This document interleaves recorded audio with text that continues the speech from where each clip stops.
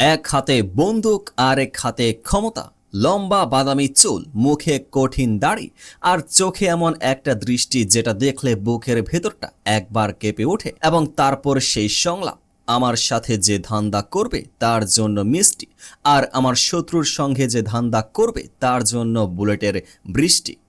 এটা কোনো সাধারণ সংলাপ নয়, এটা একটা ঘোষণা, এবং এই ঘোষণাটা দিচ্ছেন বাংলা সিনেমার মেগাস্টার সাকিব খান। আজকের ভিডিওতে আমরা আলোচনা করব ঈদ উল ফিতরের সবচেয়ে আলোচিত cinema Prince once upon a time in Dhaka নিয়ে একটা গভীর বিস্তারিত বিশ্লেষণ। প্রতি ঈদে একটা ঘটনা ঘটে, সাকিব খানের সিনেমা ঘিরে তৈরি হয় সন্দেহ, জল্পনা আর উত্তেজনা। এবারও তার ব্যতিক্রম হয়নি। ঈদের মাত্র কয়েক সপ্তাহ বাকি থাকতেও গুঞ্জন ছিল শুটিং নাকি এখনো শেষ হয়নি। দর্শকরা ভাবছিলেন এবারও কি শেষ মুহূর্তে আটকে যাবে সবকিছু।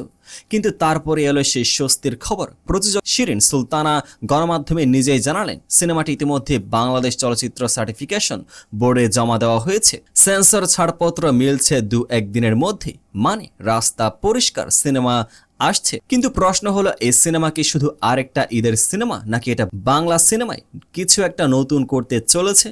গত বৃহস্পতিবার প্রকাশ পেয়েছে সিনেমার টিজার, মাত্র 1 মিনিট 29 সেকেন্ড।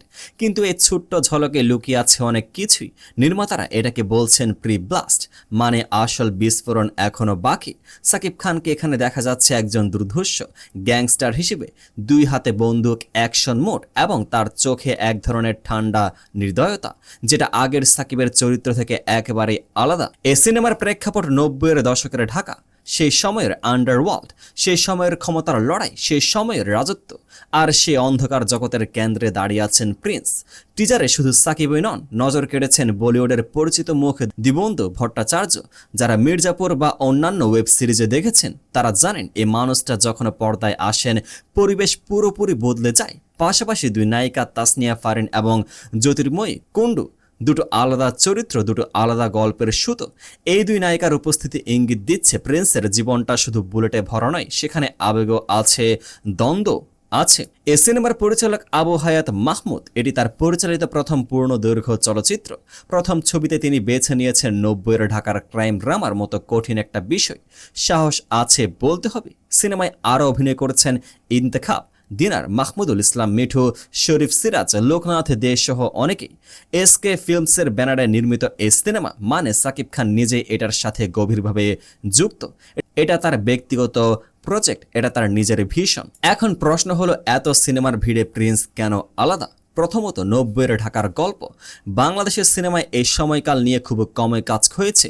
সেই যুগের অন্ধকার, সেই যুগের রাজনীতি, সেই যুগের গ্যাং কালচার, এটা দর্শকদের কাছে একটা নতুন অভিজ্ঞতা হতে পারে। দ্বিতীয়ত, সাকিব খানের নতুন রূপ, এই লুক, এই চরিত্র, এই সংলাপ, এগুলো আগের চেনা সাকিবের থেকে আলাদা। দর্শক হিসেবে আমরা জানতে চাই এই পরিবর্তন কি পর্দায় সত্যিকার অর্থে ধরা দেবে। তৃতীয়ত, দিবেন্দু ভট্টাচার্যের উপস্থিতি।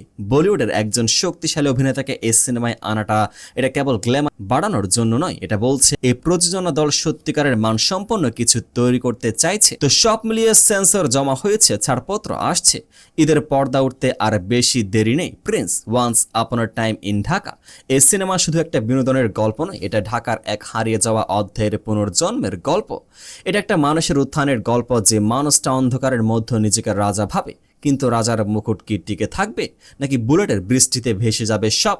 সেটা জানতে হলে যেতে হবে সিনেমা হলে। আর যদি ভিডিওটা ভালো লেগে থাকে এখনই লাইক করুন, সাবস্ক্রাইব করুন, কারণ কমেন্টে জানান আপনি কি প্রিন্স দেখতে যাচ্ছেন এই ঈদে। দেখা হবে পরের ভিডিও, ততক্ষণ ভালো থাকুন, পেজটিকে ফলো করুন।